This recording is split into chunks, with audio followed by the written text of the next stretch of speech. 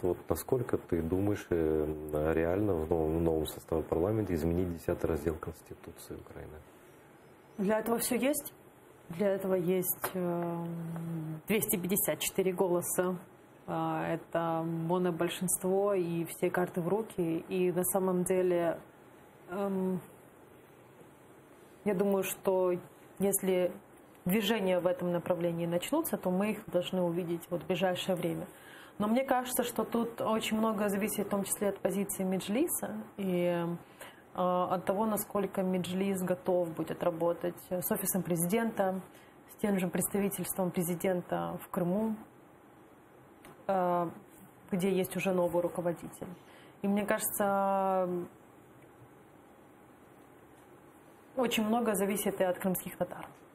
Вот смотри, сейчас, наверное, это можно характеризовать не как кризис, да, но как некий ступор в отношениях. Власть сменилась президентская, Меджлис пока, по крайней мере, публично мы не видим никакого общения с офисом президента и с президентом, и даже не встречаются с представителем президента, причем не то, что кто-то не хочет, да, но вот как-то вот они не встречаются, да, хотя, наверное, нужно бы уже встретиться. Вот как разрулить эту ситуацию, которая застыла, но которую нельзя в таком виде дальше воспринимать? Вот что ты скажешь? Я могу сказать, что, мне кажется, таким тактическим просчетом была поддержка, в том числе такая явная поддержка со стороны Меджлиса, крымских татар, Петра Порошенко во время президентской кампании, потому что как институт, представительский институт, представительский орган крымских татар, мы должны в том числе думать над тем, как, если вдруг у нас будет новый президент, мы будем с ним работать. И я думаю, что, возможно, какое-то такое холодное отношение со стороны офиса президента вызвано в том числе и этим. Это можно изменить? Я думаю, что да, конечно, можно. И я думаю, что в ближайшее время мы увидим этот диалог, и я надеюсь, что он состоится. Я надеюсь, что какие-то оргвыводы, в том числе, будут сделаны и со стороны Меджлиса, и со стороны офиса президента. Потому что крымские татары – это часть национальной идентичности Украины.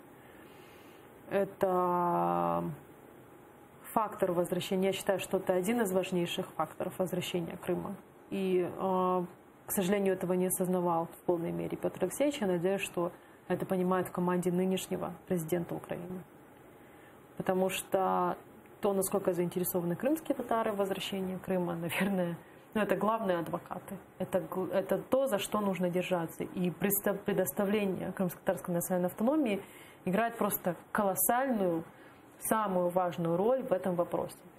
Если Владимир Зеленский хочет изменить парадигму того, как у нас поднимается вообще вопрос, реализуется политика деоккупации Крыма, то он должен задуматься над этим решением. Потому что я считаю, что эти две вещи, я всегда в этом была убеждена, я придерживаюсь этой точки зрения, деоккупация и предоставление крымско-татарской национальной автономии, они взаимосвязаны, и это основа основ, которую нужно сделать. Потому что наша государственная политика в сфере деоккупации Крыма последние 5 лет умещалась в 3 слова. Крым – это Украина. Больше... Она была очень декларативной. Да, если говорить про президентский офис. Я не говорю про работу других органов, но, тем не менее, это важно.